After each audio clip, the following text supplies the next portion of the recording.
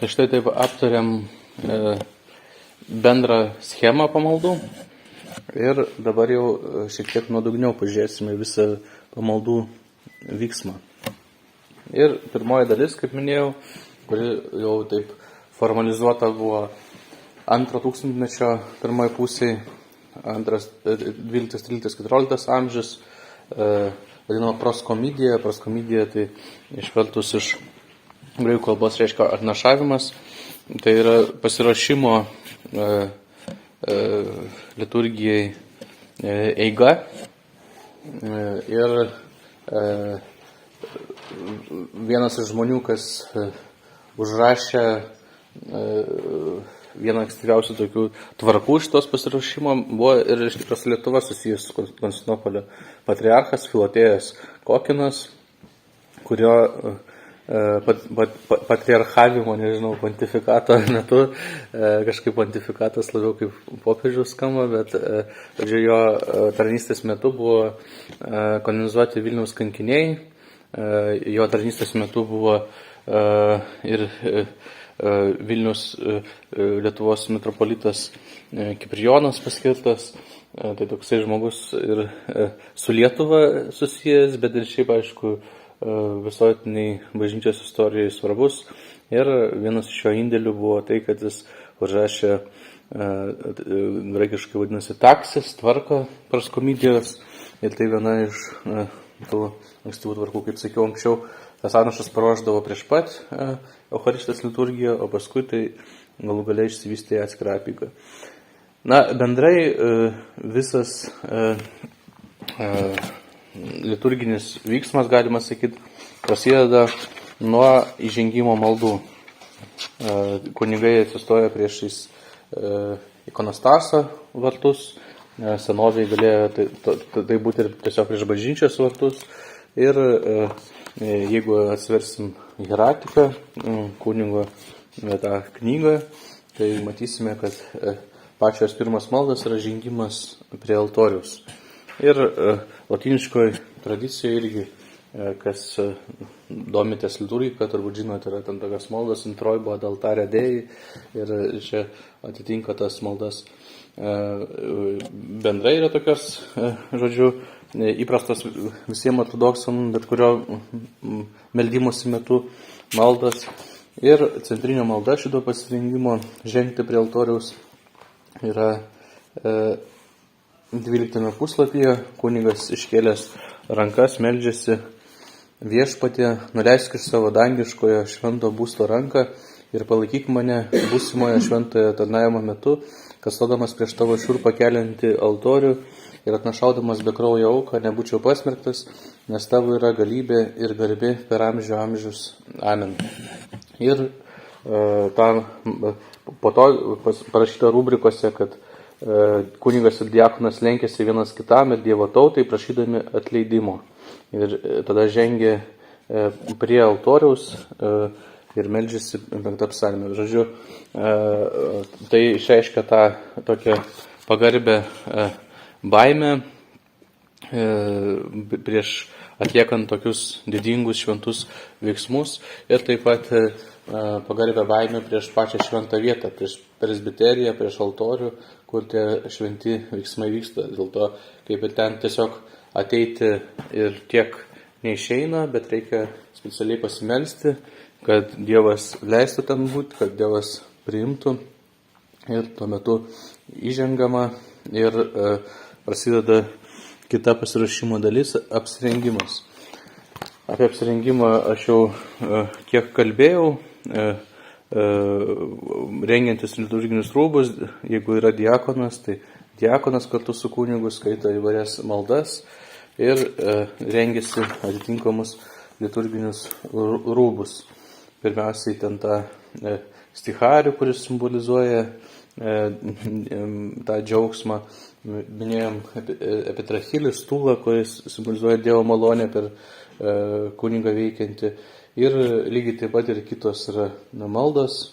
Tai, tarkim, užsidedami tie tokie apyrankiai ant rankų ir skaito kunigas maldą: Tavo dešinė Viešpatie yra nuostabi jėga, tavo dešinė ranka Viešpatie triuškina priešus savo didybės šlove.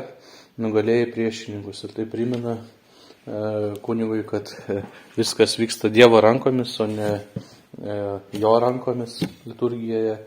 Ir taip toliau, žodžiu, apsirengia kunigas ir tada nusiplauna rankas, skaitydamas 25 psalmės žodžius.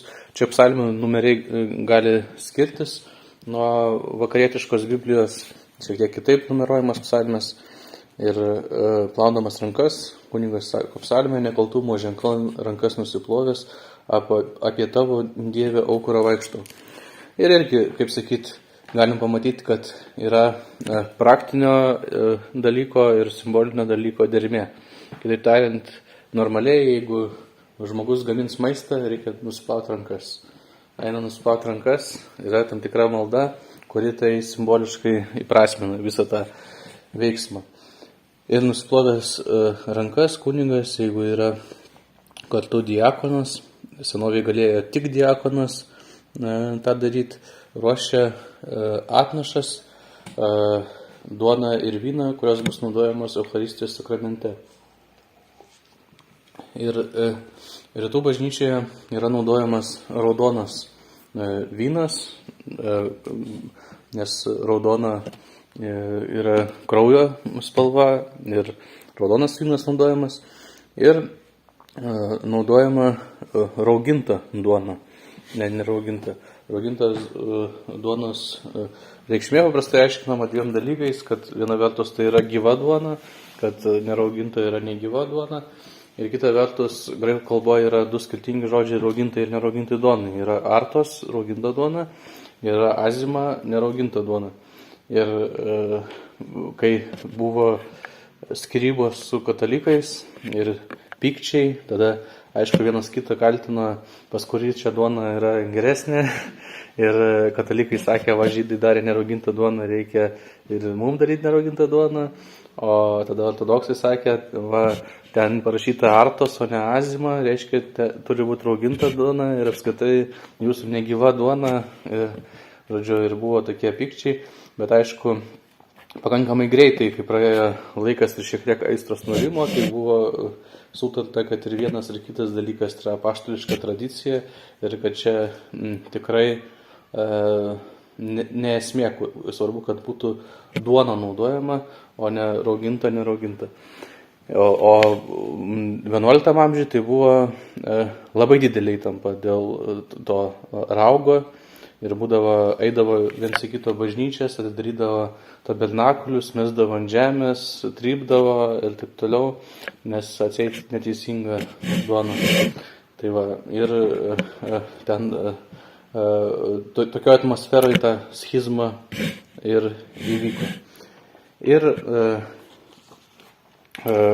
čia irgi, jeigu taip sekti, yra pati proskomidija skirta, jau pats tas atnašų paruošimas.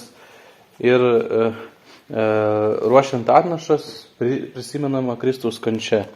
Čia, jeigu 16 puslapį pažiūrėti, pjaunant duoną, kunigas, sako, tarsi avį vedė jį į pjovyklą ir kaip ėriukas, kuris tyliai kerpamas, jis neatvėrė savo lūpų, prievartai teismų jis buvo nušalintas ir kas be būtų galvojęs apie jo likimą. Kai jis buvo atskirtas nuo gyvybės krašto ir paskui, kai dar įpjaunamas iš anksto, žodžiu, išpjaunama, kaip čia matote, nuotrauko išpjaunamas toksai kubas ir įpjaunami kraštai, kad būtų lengva perlaužti apeigų metu. Ir tada įpjaunant kraštus, sakoma, pjaunamas Dievo avinėlis, kuris naikina pasaulio nuodėmę, kad pasaulis įgytų ramybę ir išganimą. Tai čia vienas proskomidijos momentas, kad prisimenama Kristaus kančia.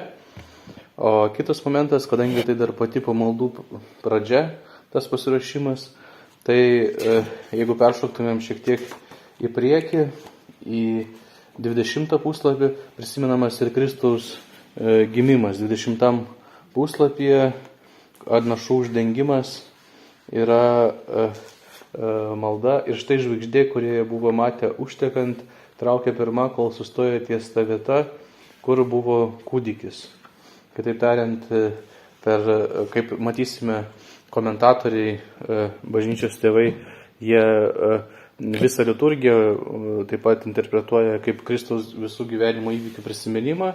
Ir tame kontekste tai ne tik kaip Kristaus kančios prisiminimas, bet proskomidija taip pat ir tampa Kristaus gimimo prisiminimu, kad logiškai būtų nuo gimimo iki žengimo į dangų, antrą ateimą, kad visa ta sistema būtų. Tai vat.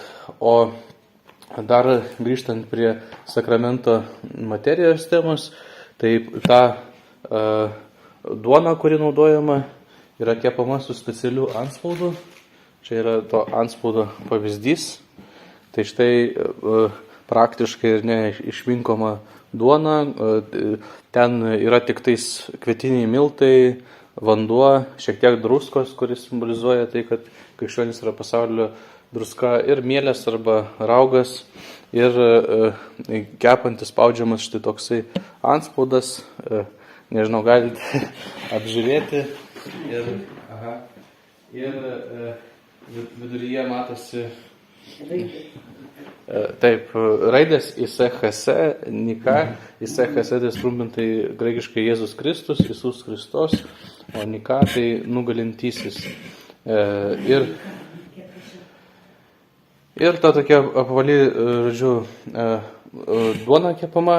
Ir kodėl būtent tokia forma, tai atsakymas praktiškas ir archeologinis.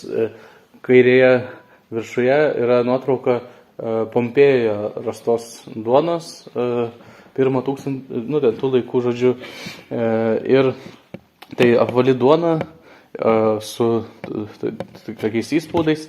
Ir ant tų duonų tais laikais, paprastų duonų, kurias pardavinėdavo prekeiviai, ant tų duonų paprastai būdavo įspaudžiamas kepėjo ženklas. Ir paėmus duoną galima buvo pasakyti, kas iškepė šitą duoną. Ir matome, kad angelai pavaizduoti su jau irgi panašiom duonom, tik tai ten kryželiai tiesiog tokie uždėti. Ir panašu, kad tokia buvo praktika, kad šiaip kepdavo, įspausdavo kepėjo ženklą, o kai pradėjo kepti duoną Eucharistijai, kas vadinasi prosfora, atnaša, tada pradėjo įspūdinėti Kristaus ženklą, kad tai būtų atskira duona. Ir aišku, ta duona turi būti kuo geresnė, kuo tobulesnė, viduje neturi būti oro tarpų kažkokių tai. Ir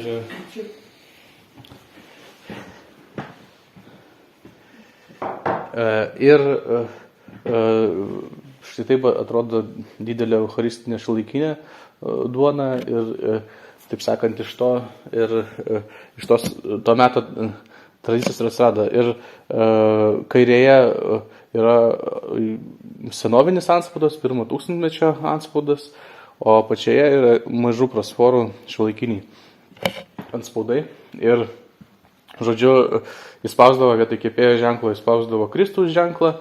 Ir dar vienas momentas toksai svarbus, kad paprastai kai kur ir dabar patys tikintieji kepa šitas eucharistinės duonas ir atneša kunigui. Ir, pavyzdžiui, Graikijoje tai yra labai populiaru, paprastai močiutės ateina sekmadienį ir atneša savo iškeptas eucharistinės duonas. Kitur gali būti, kad ypač kur ortodoksai yra mažuma, kad yra kažkokia tai pamaldi moteris ten ar panašiai, kuri kepa. Pats kuningas gali kepti, aš irgi kai kada kepu, kai kada parapijietės, kai kada aš pats.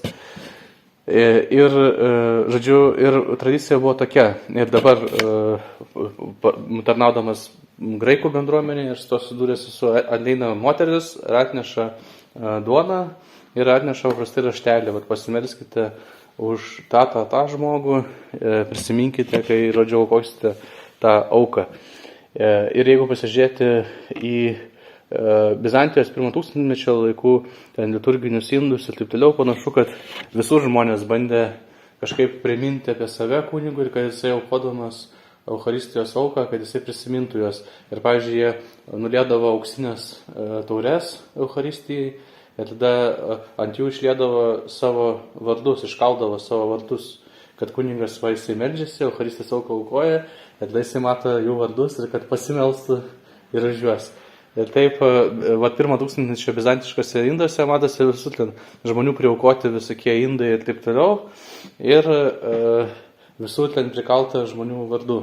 O paskui bažnyčia uždraudė ant tų visų indų kalti vardus. Tai vietoj to pradėjo kalti tiesiog grožio dėliai įvairius ten maldų tekstus. Ten, pavyzdžiui, ant taurės iškala tai yra mano kūnas, tai yra mano kraujas, gerkite iš jos visi ir taip toliau.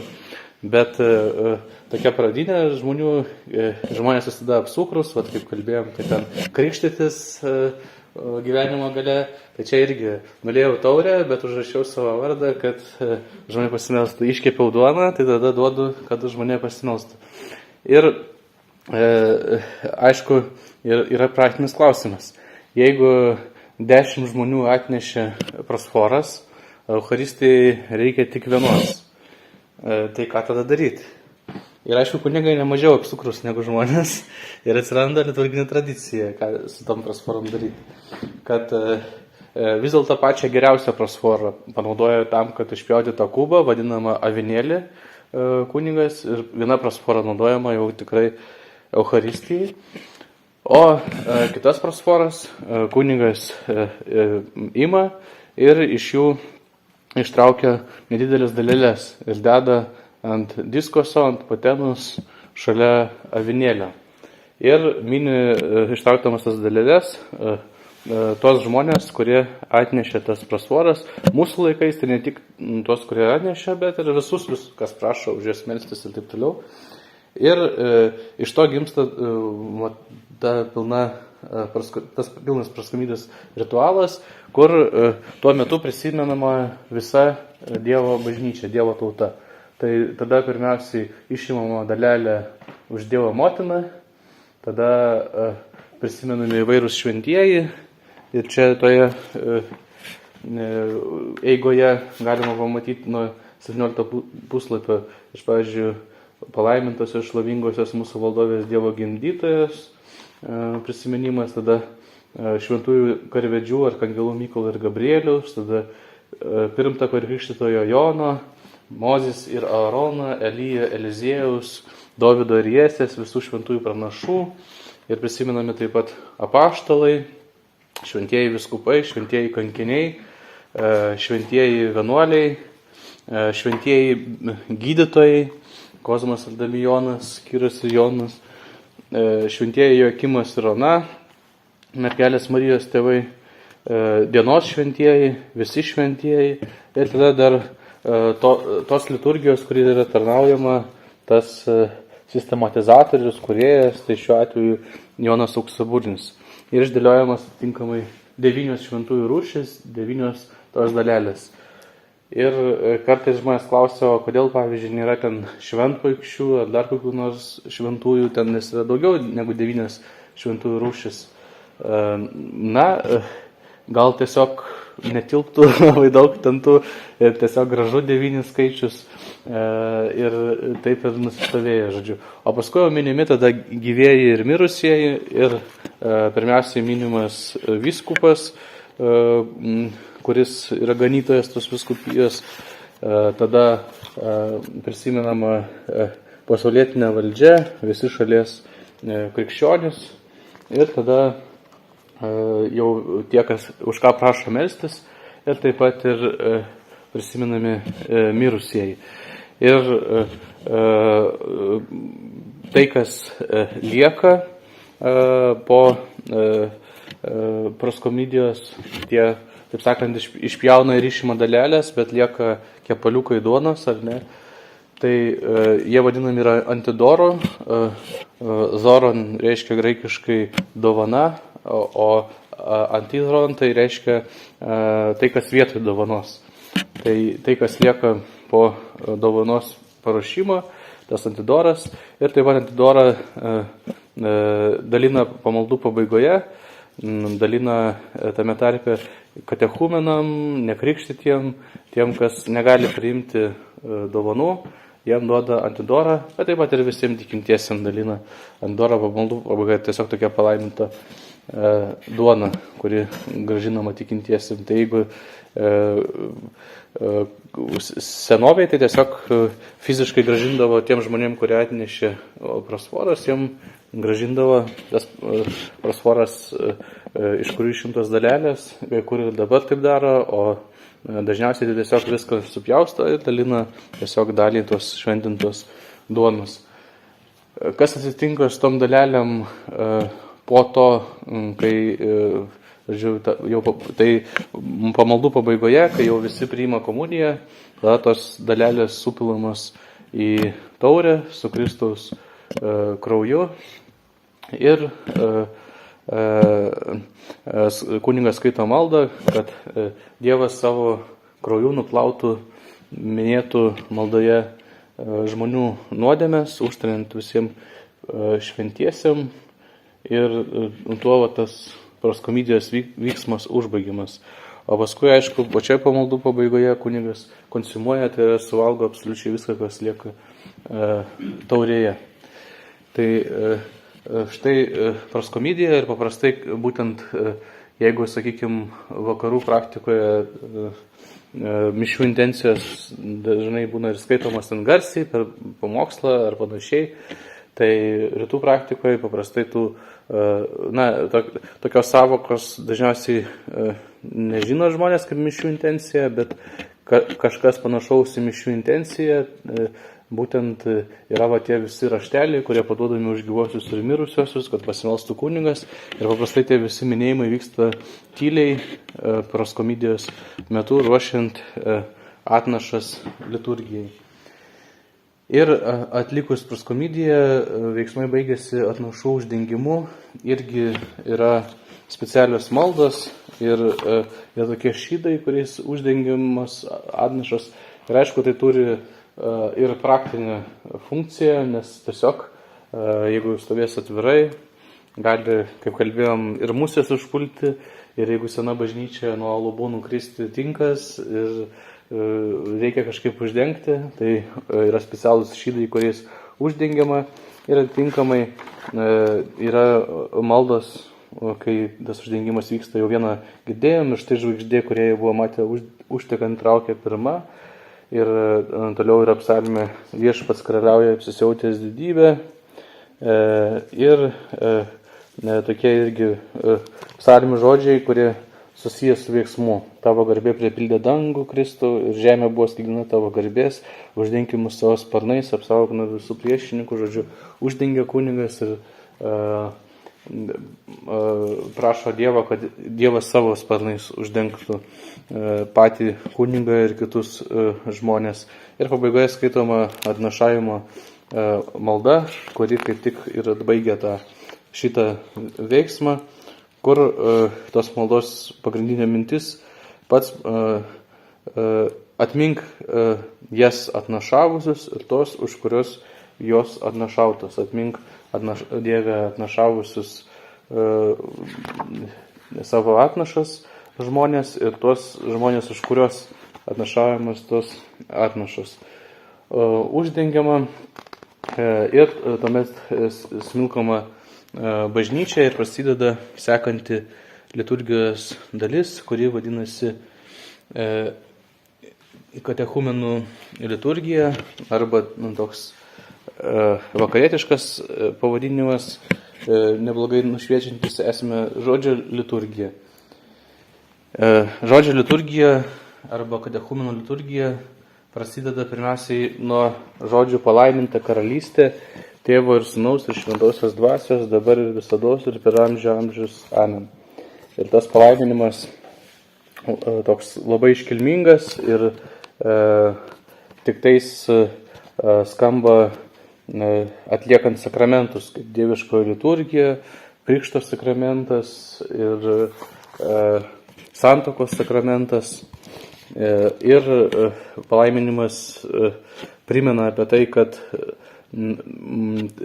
tarsi išgyvenama ta dangaus karalystė dieviškosios liturgijos metu. Ir viena dažniausių maldos formų ortodoksų liturgijoje yra tai vadinama ektenija arba litanija, kai diakonas arba kunigas vardyja įvairius prašymus, už ką turi melstis žmonės, ir žmonės atsako vieną ir tą patį žodį. Tai tarkime, ragina ramybėje melskimės viešpačiui, žmonės arba choras atsako viešpatį pasigailėk, ramybės iš aukštybių ir mūsų sielų išganimo viešpatį maldaukime, ir atsako žmonės viešpatį pasigailėk.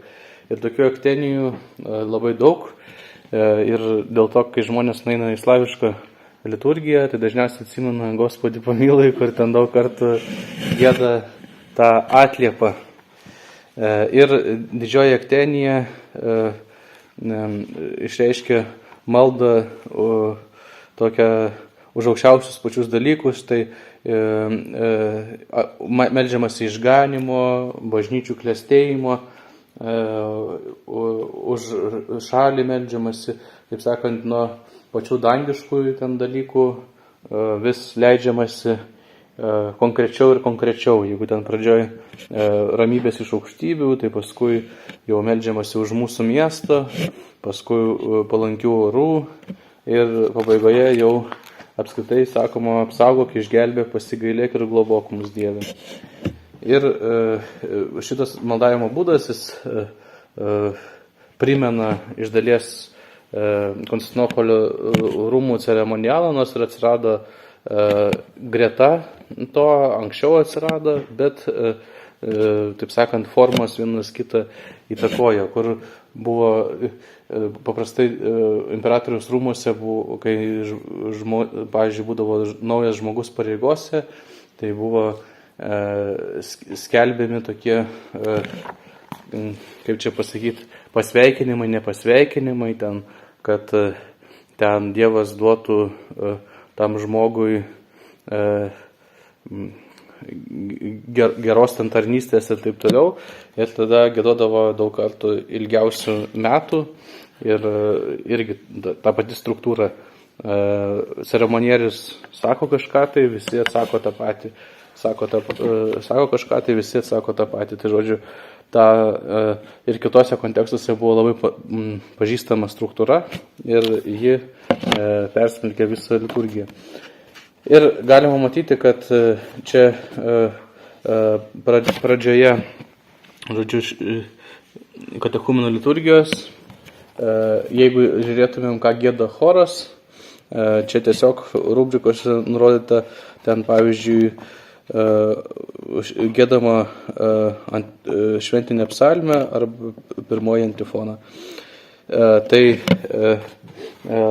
iš esmės tarp šitų ektenijų arba ektenijos tarp šitų giesmių, kaip čia pažiūrėsim iš kurios pusės, bet toje pamaldų dalyje giedamos 3 psalmės. Vietoj 3 psalmės gali būti iš Mato Evangelijos 5 skyriaus kalno pamokslo palaiminimui, palaiminti turintis vardinę dvasią, palaiminti liūdintis ir taip toliau. Ir po kiekvienos aktenijos yra kunigo malda, kuri vardijama kaip slėpiningoji malda. Pavyzdžiui, po pirmosios tos aktenijos yra malda viešpatie mūsų Dieve, tavo nepaaiškinama galybė ir nepasiekiama šlovė, tavo neišmatuojamas gailestingumas ir neapsakoma meilė žmonėms. Tu valdovė iš savo gerumo pažvelk į mus ir į šią šventovę ir teikis duoti mums ir besimeldžiantiems su mumis savo apstaus gailestingumo ir malonių. Ir tada yra išskirta aklamacija, nes tau dera teikti visą šlovę, pagarbą ir tik tave garbinti, Tėvą ir Sūnų ir Šventąją Dvasią, dabar ir visados ir per amžių amžius. Tai ši apeigų dalis atsirado iš to, kad paprastai ypač Konstantinopolyje prieš prasidedant sekmadieniniai liturgijai žmonės vaikščiodavo procesijose po miestą, melsdavosi skirtingose miesto dalyse ir paprastai procesijų tų metų giedodavo įvairias psalmes ir psalmių pabaigoje vyskupas Konstantinopolio patriarchas skaitydavo užtarimo tas maldas už susirinkusiosius, už miestą, už visus. Ir, žodžiu, psalmės maldas. Kai kurios psalmės turėjo sugalvotus priegiesmius ne iš psalmyno, bet savo, taip sakant, tekstus, savo giesmės. Ir iš to atsirado tokios giesmės šiuolaikinės kaip troparai ir kondakai. Ir pavyzdys tokio priegiesmio yra čia irgi tik rubrikose paminėta. Giesmė viengimi sūnau. Viengimi sūnau ir Dievo žodį nemirtingas būdamas ir teikėsis dėl mūsų išganimo, priimti kūną iš švenčiausiosios mergelės ir visuomet iš švenčiausiosios Dievo gimdytojas ir visuomet mergelės Marijos, nepasikeisdamas tapai žmogumi, nukryžiuotas už mus, mirti nugalėjęs mirtimi, būdamas vienas švenčiausiosios trejybės, su tėvu ir dvasia, išganyk mus.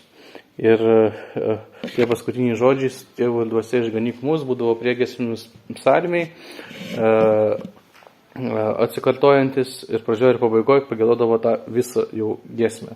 Tai vienu žodžiu, apibendrinant, čia toksai pradžioje dabar nusistovėjo jau bažnyčios viduje psalmių giedojimas ir dažnai tos maldos, ten užrašytas lipininga malda, tos maldos kunigo yra tylios, tikrais girdisi tos aklamacijos, pabaigos maldų garsiai.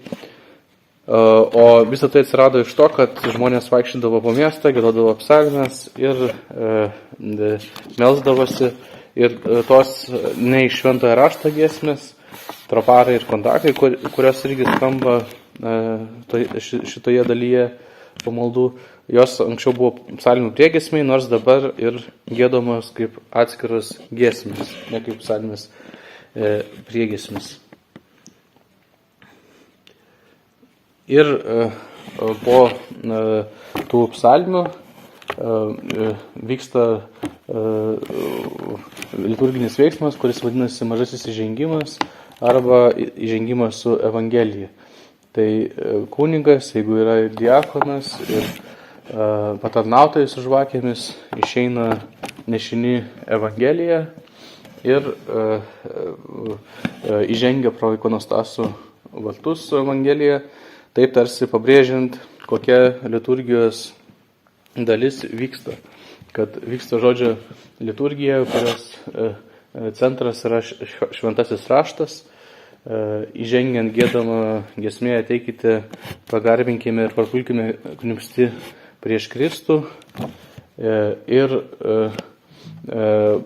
kaip sakiau, senesniais laikais, pirmojo tūkstantmečio pradžioje, kaip tik tai buvo visos katechumeno liturgijos pradžia, būtent šis momentas įžengimas į bažnyčią. Jeigu prieš tai būdavo ir kažkokios procesijos po miestą ir panašiai, tai po to, būtent kai įvykdavo šitas įžengimas, jau prasidėdavo pamaldos pačioje bažnyčioje.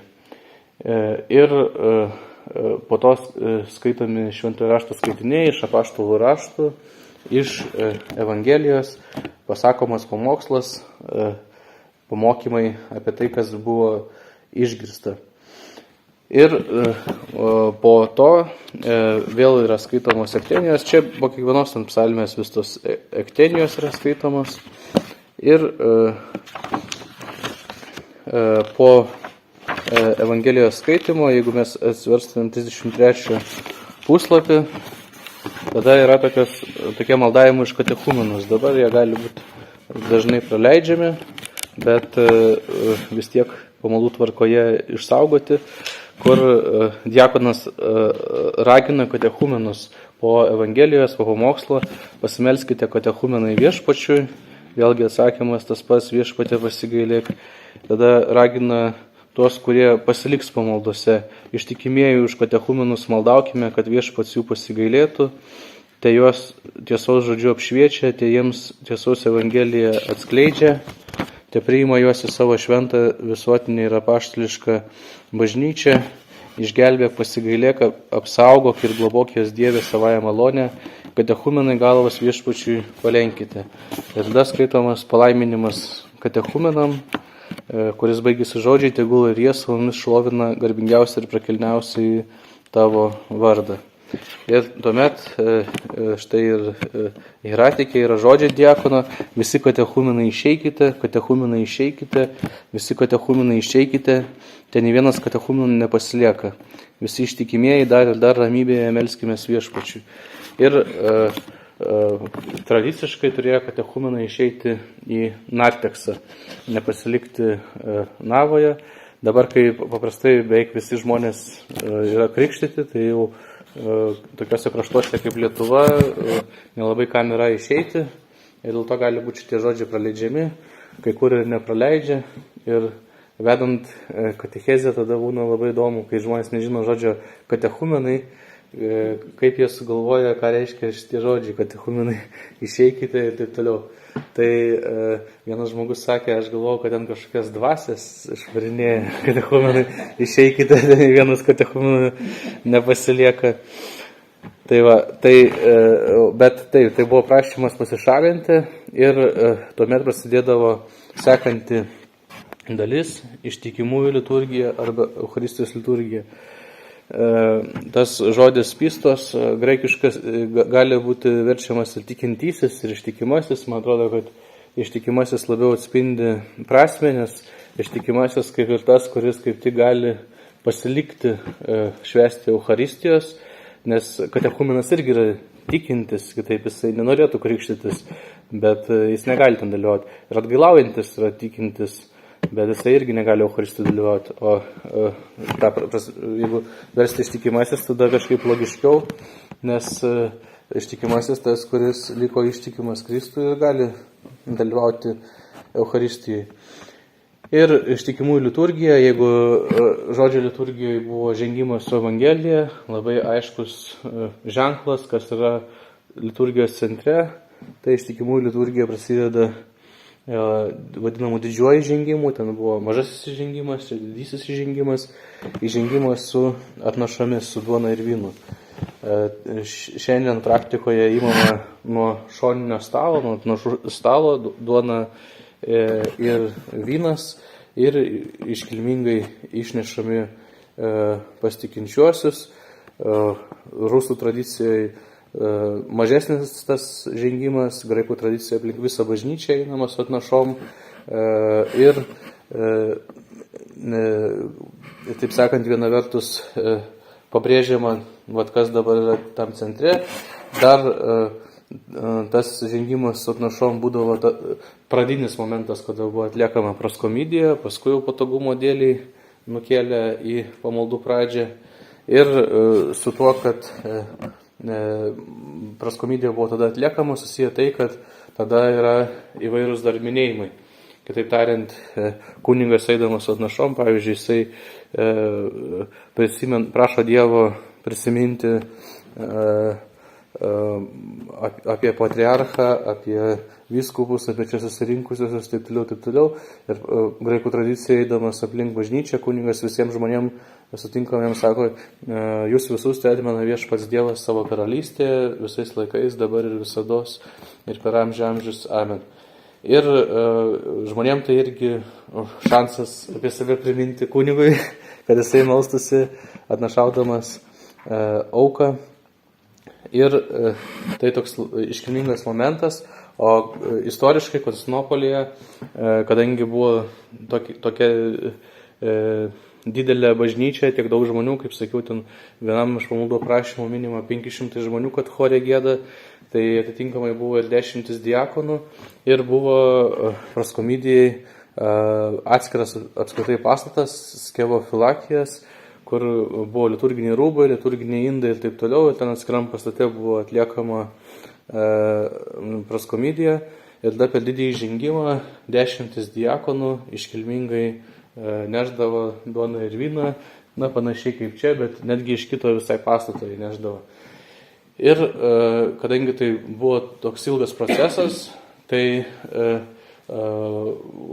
liturgijai, taip sakant, vystantis, buvo klausimas, ką tada daryti, nes, žodžiu, eina 10 diakonų iš kito pastato ir jokio teksto nėra ir tiesiog tyla ir visi žiūri bažnyčiai, kaip eina su tom atnašom. Ir tada buvo sukurta tokia giesmė, cherubinų giesmė, kurios tekstas čia ir 37 puslapyje. Tai būtent tie 10 diakonų, eidami su duona ir vynu, giedodavo mes cherubinus slėpiningų būdų vaizduodami ir trejybei gyvintojai trišventą giesmę giedodami, visus gyvenimo rūpesčius dabar atidėkime, įdant priimtume visų karalių, neregimai angelų pulkų iškilmingai lydimą, aleliuja, aleliuja, aleliuja. Ir paskui prie jų prisijungdavo ir choras. Tai čia jau tam tikra ta giesmė atsispindi, čia kažkur 6 amžiuje ta giesmė buvo parašyta ir įvesta, jau atsispindi ir tam tikra liturgijos interpretacija, kad tie diakonai atvaizduoja cherubinus arba kerubus, angelus, savo tą eiseną ir trejybei gyvintojai gieda angelišką giesmę, šventas, šventas, šventas, ir jie ragina visus gyvenimo rūpesčius atidėti, kad būtų priimtas tas visų karalius. Tai čia toks labai labai iškilmingas liturgijos momentas. Čia dar irgi iš liturgijos akimirkos didysis įžengimas. Ir kai atnašos pastatomos ant altoriaus, tuomet irgi, jeigu žiūrėsim maldas 38 puslapyje, tai prisimenamas Kristaus palaidojimas. Čia jau vėlesnės maldos, kurias sako kunigas tyliai, garbingasis Juozapas paėmė nuo medžio tyriausią tavo kūną, nauja drobulė apgobė ir iškvėpinės kvepalais nuėjame, kad be paguldė. Na ir taip toliau. Ir čia po to, kai atnašos pastatomos, dar viena ektenija skamba, 40 puslapyje ta ektenija, kur jau prašo diakonas visus kreipėsi, kad maldautų sudėtųjų garbingų dovanų pašventinimo, ir vėl tie atsakymai pasikartojantis į prašymus, ir ektenijos pabaigoje kunigas garsiai sako: mylėkime vienas kitą, kad vieningai galėtume išpažinti. Choras užbaigė Tėvą ir Sūnų ir Šventąją Dvasią, vienesmę ir nedalomą trejybę. Ir tai buvo pirminė ramybės bučinio vieta. Būtent dėl to jis sako, mylėkime vienas kitą. Dabartiniai praktikoje ortodoksų paprastai bučiuojasi tarpusavėje dvasininkai ir viens kitam sako, vienas dvasininkas sako Kristus tarp mūsų, kitas dvasininkas atsako yra ir bus. Kai kuriuose parapijose bando tą ramybės bučinį ir tarp pasauliečių gražinti, nes, kaip skaitėm, Justinas Kankinys sako, kad visi bučiuodavosi bažnyčiai ir viens kitą sveikindavo šitoje pamaldų vietoje. Ir kodėl tas ramybės bučinys nunyko, tai man atrodo, kad greičiausiai buvo tokios praktinės aplinkybės. Justino Kankinio laikais buvo mažos bažnyčios, visi viens kitą pažinojo, buvo persekiojimai, buvo labai tokie šyri, sąžiningi krikščionys, o jau vėliau, kai bažnyčios prisipildo daugybė žmonių, yra įvairių tų žmonių ir, pavyzdžiui, jau, jeigu neklystu, Kiprijonas, netgi ir tais laikais jau jisai, žodžiu, bara jaunuolis, kad jie prieš ramybės bučinį atsistoja prie merginų. Tai, ir iš kitų raštų irgi ten panašu, kad tai tampa problema. Ir viena vertus pagonis vyrai ten dėl savo žmonų pyksta, kad jas bučiuojasi, o kita vertus ir ten ypač jaunuoliai ten irgi piknaudžiauja tuo, kad reit pasibučiuoti. Ir aš esu girdėjęs, kadangi vis dėlto per Velykas ir dabar bučiuojasi ir pasauliečiai, sveikina viens kitas su Kristus prisikėlimu, bučiuojasi.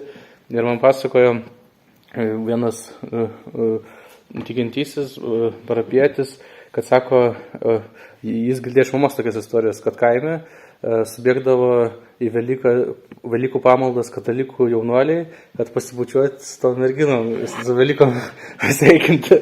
Tai man atrodo, kad kai klausė, kodėl tas Ramybės bučinys nunyko ir liko tik tarp dvasininkų, man atrodo, kad kai ta krikščionybė pasidarė masinė, tai tokios visokios praktinės problemas turbūt ir lėmė kažkaip tai, kad jau buvo nepažįstami žmonės, kad jau buvo štai tokie visokie ten piknaudžiavimai ir taip toliau, ir galų gale tas paprotys nunyko, liko tik tarp dvasininkų. Ir po Ramybės bučinio kažkur 6 amžiuje įvestas elementas tikėjimo išpažinimas. Ortodoksų bažnyčioje skaitomas Nikėjos Konstantinopolio tikėjimo išpažinimas. Čia jis yra 41 puslapyje pačioje, 42 puslapyje raudonu šriftu. Tikiu į vieną Dievą, Tėvą visagalį, dangaus ir žemės visokias regimą ir neregimą kūrėją. Tikėjimo išpažinimas čia buvo įvestas, kad tikrai būt įsitikinusių, kad tie, kas švęs Eucharistiją, kad tikrai susirinkę to paties tikėjimo žmonės. Iki 6 amžiaus iš esmės tikėjimo išpažinimas naudotas tik tais krikšto metu. Krikšto metu turėjo prieš krikštą katechumenas išpažinti savo tikėjimą. Senoviai buvo įvairių tikėjimo išpažinimų, paskui Nikėjos Konstantinopolio susirinkimai suformavo šitą bendrą bažnyčiai išpažinimą, o 6 amžiuje buvo nutarta, kad jau visose pamaldose skaityti, kad būtų aišku, kad susirinkę vieno tikėjimo žmonės ir kita vertus tą išpažinimą taip pat ir kartoti ir turbūt ir mokamaisiais tikslais. Ir po tikėjimo išpažinimo jau prasideda centras apeigų šventoji anafora. Anafora reiškia atnašavimas arba pakilėjimas ir tai jau pats yra tasai aukojimas, Eucharistijos aukos, duonos ir vyno aukojimas. Diakonas kreipėsi susirinkusius deramai stovėkime dievobaimingai, susikaupkime įdant šventąją auką ramybėje atnašaukime. Ir choras gieda ramybė ir gailestingumo šlovinimo auką. Kunigas laimina susirinkusius su mūsų viešpaties Jėzus Kristus malonė, Dievo ir Tėvo meilė ir šventosios dvasios bendrystė tebūna su jumis visais. Atsakymas ir su tavo dvasia. Tuomet kunigas sako, aukštyn širdis, keliame į viešpatį, dėkokime viešpačiui, verta ir teisinga. Ir aš žiūrėjau įvairias liturgijos eigas, ir aišku, ir katalikų, ir armėnų, ir asyrų, ir taip toliau, ir visur šita vieta faktiškai identiškai yra. Aukštyn širdis, dėkokime viešpačiui, verta ir teisinga. Ir tada kunigas dėkoja Dievui, pats žodis Eucharistija reiškia padėka, Eucharisto graikiškai reiškia ačiū, ir kunigas vardyja, už ką dėkoja Dievui. Verta ir teisinga tau giedoti, tave laiminti, tave šlovinti, tau dėkoti, tave garbinti kiekvienoje tavo viešpatystės vietoje, nes tu esi neapsakomas, nesuvokiamas, neregimas, nepasiekiamas, amžinai esantis Dievas, kuris visada išlieki vienas ir tas pats. Tu ir tavo viengimis sūnus ir šventoji tavo dvasia. Tu išvedei mus iš nebūties į būtį ir nors mes nupuolėme, vėl mus pakėlei. Tu nepaliaujamai darai viską, įdant mus atvestumai į dangun ir padovanotumai mums būsimąją savo karalystę. Už tai tau dėkojame, tau ir tavo viengimi sūnui ir šventai tavo dvasiai. Už viską, kas mums žinoma, ir už tai, kas mums liko nežinoma, apreikštas ir neapreikštas, tavo mūsų dėlė atliktas gerdarybės. Dėkojame tau ir už šitą tarnavimą, kurį tikėjai priimti iš mūsų rankų, nors tavo akivaizdoje stovi 1000 arkangelų ir miriadai angelų, cherubinai ir serafinai, šešiasparniai, daugiaakiai, sklandantys plunksnuoti, pergalės giesmę giedodami, šaukdami, skelbdami ir tardami, šventas, šventas, šventas, viešpats Sebaot, pilnas dangus ir žemė tavo garbės, osana aukštybėse. Tai irgi ta giesmė šventas, šventas, šventas irgi faktiškai visose tradicijose atsikartoja, panašu, kad labai senas elementas, angelų giesmė, kurie šlovina Dievą, ir žemėje bažnyčia irgi gieda tą pačią giesmę, šlovindama Dievą. Ir aišku, daugelis komentatorių būtent į šį momentą atkreipia dėmesį į tai, kad žemiškoji bažnyčia gieda dangiškosios bažnyčios giesmę ir kad veikia kartu. Ir toliau kunigas, kaip ir daugelį kitų apaštališkos kilmės liturgijų, prisimena paskutinės vakarienės įvykius.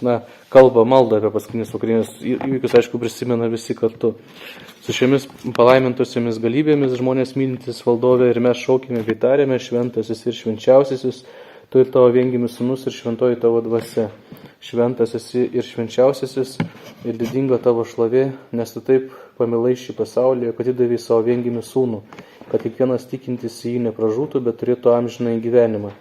Jis atėjęs ir išpildęs visą, kas apvaizdas buvo numatyta dėl mūsų išganimo, tą naktį, kurią buvo išduotas, tačiau būtų sakyti, kurią pats atidavė save už pasaulio gyvybę, jis paėmė duoną į savo šventas, tyras ir nekaltas rankas, sukalbėjęs padėkos maldą ir palaiminės, pašventinės, sulaužė ir davė šventiesiams savo mokiniams bei apaštalams tardamas, imkite, valgykite, tai yra mano kūnas, kuris už jūs laužomas nuodėmėms atleisti.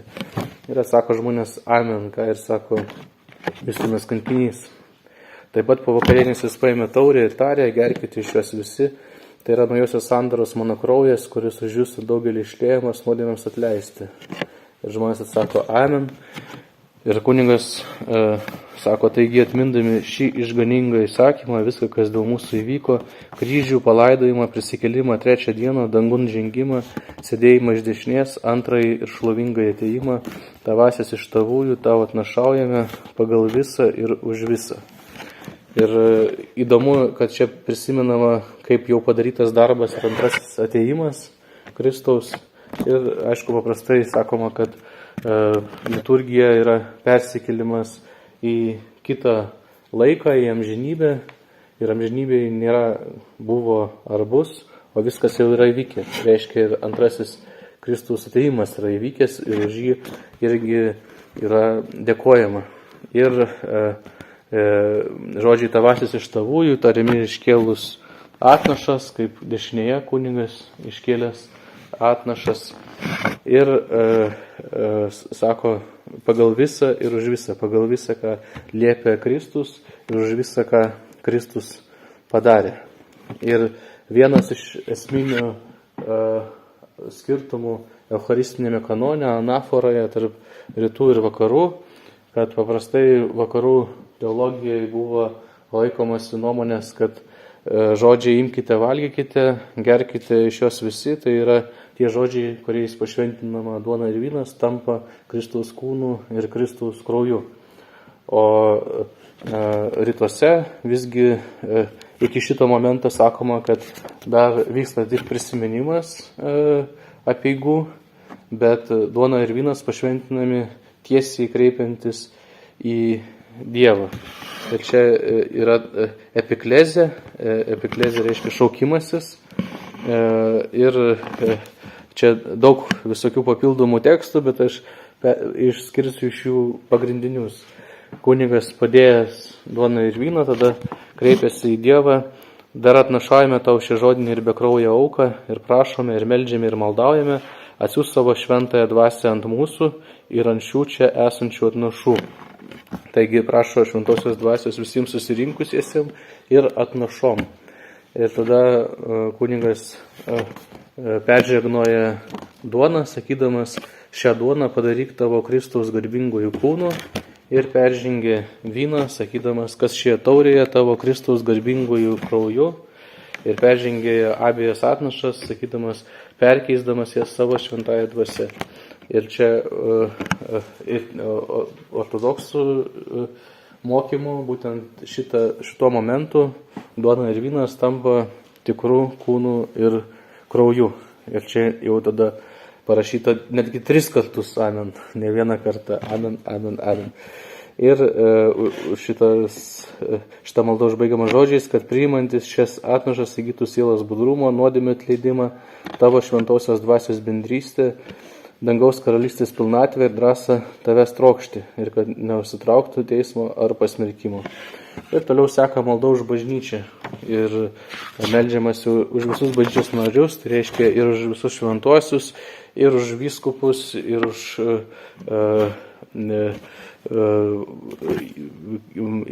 visus bažnyčios narius ir už visą pasaulį. Ir kas dar irgi taip būna neįprasta, lyginant rytų ir vakarų apeigas, kad meldžiamasi ir už švenčiausią, skaisčiausią, labiausiai palaimintą, šlovingą mūsų valdovę, Dievo gimdytoją ir visuomet mergelę Mariją. Tai kažkaip neįprastai tas skamba, bet mintis, kad ir mergelė Marija išganyta Kristaus, dėl to už ją irgi atnašaujama šita auka. Ir aišku, tikima, kaip sakau, kad visą tai vyksta amžinybėje, ne laike, nėra kas buvo, kas bus, o viskas iš karto. Ir paminėjus visus bažnyčios narius, vėl yra skaitoma ektenija. Ir matau, kad dabar yra 1 valanda, tai gal tada galim dėl liturginių spalvų, tai 1 tūkstantmečio antroje pusėje atsiranda antra liturginė spalva labai aiškiai, tai yra purpurinė, kuri yra pasninko, ypač gavėnios spalvos, purpuras, kuri uždėjo Jėzui, kai tyčiojasi iš jo kariai. Ir tada atsiranda aiškiai balta ir pasninko spalva. Greta baltos vystosi auksinė, va čia yra auksinė ta spalva arba geltona, tiesiog iš praktinių paskatų, nes mažiau plauti reikia, ne taip greitai susitrešia ir taip toliau, o iš tikro pilnai išsirutulioja tas liturginės spalvos ortodoksų bažnyčiai tik 2 tūkstantmetyje ir labai veikiant būtent katalikų tradicijai ir faktiškai vieningos praktikos liturginių spalvų, išskyrus kai kurios esminius momentus, ortodoksų bažnyčia ir dabar nėra, nes tai toks pakankamai vėlyvas reiškinys. O yra tokios liturginės spalvos, tai balta auksinė, tai auksinė yra visų sekmadienių spalva, taip pat šventųjų vyskupų spalva, nors gali būti naudojama balta.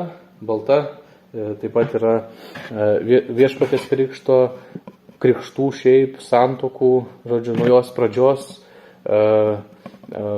naujo gyvenimo pradžios simbolis ir per Kalėdas irgi naudojama, per Kristaus krikšto šventę ir per sakramentus, kaip sakiau, kaip naujo gyvenimo simbolis balta. Aukso spalva simbolizuoja, aišku, karalystę, šlovę, tada yra violetinė spalva, kuri simbolizuoja karališką purpurą, gavėnios labiausiai spalva. Tada raudona spalva, kankinių kraujo spalva ir taip pat graikų tradicijoje tai yra kitų negavėnios pasninkų spalva, nes raudona kraujo spalva, pasninko spalva, o rusų tradicijoje įtapo Velykų spalva, turbūt dėl to, kad Pascha krasnoje ir pagal tas giesmės ir taip, nors ten pradinės prasmė buvo, kad gražios Velykos, bet krasnoje raudonai, galbūt iš to atsirado raudona Velykų spalva. Balta šiaip irgi bendrai paėmus pasaulinė bažnyčia, kaip ir katalikų tradicijoje, balta yra Velykų irgi spalva, šviesos spalva. Mėlyna Dievo motinos spalva, žalia gyvybės, šventosios dvasios, su juoda jie iš principo egzistuoja ir gavėnios šekiainiais kai kur juodą naudoja, bet yra juodos spalvos priešininkų, kurie sako, kad tai labai niūri spalva ir atėjus iš katalikų bažnyčios, o katalikai juos nenaudoja, tai kodėl čia ortodoksai naudoja dabar. Ir tai juodą spalvą kai kur galima pamatyti, bet yra, kaip sakau, jos priešininkų ir ne visur jį naudojama, o kai kur nebuvo niekada įvesta.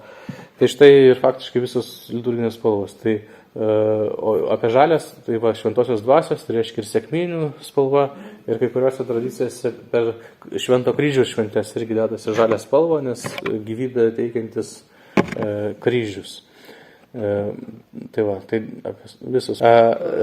Taip, kas liečia tos, sakykime, kasdienius rūbus, nors dabar kasdienybei nenešioja, ne, tai visi sutanų ištisai, bet šiaip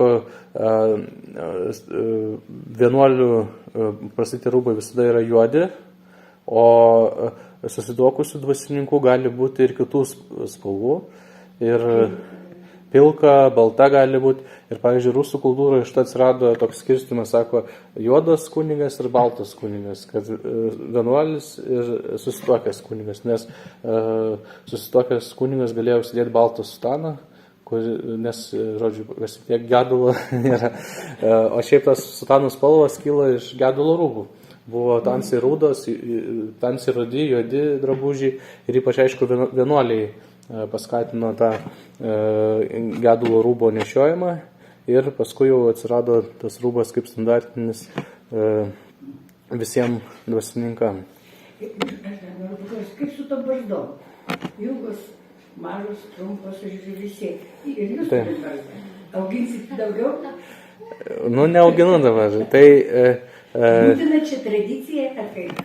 Čia, kaip sakyti, nėra kažkokia, tai net nėra bažnyčios disciplina, tai nėra kažkas, kas sakyta, bet tiesiog toksai paprotys yra, kad viena vertus, Kristus visose turbūt ikonose su barzda, gal ir tai veikia, ir nori būti kunigai panašus į Kristų, ir kita vertus, apaštalas Paulius sako, ten, jeigu pažiūrėt, kad moterim atrodo moteriškai, vyram vyriškai, ir tai gal irgi toksai su tuo susijęs dalykas, bet finale, paprastai pasakius, ortodoksų kultūrose paprastai barzda yra skiriamasis kunigo ženklas. Ir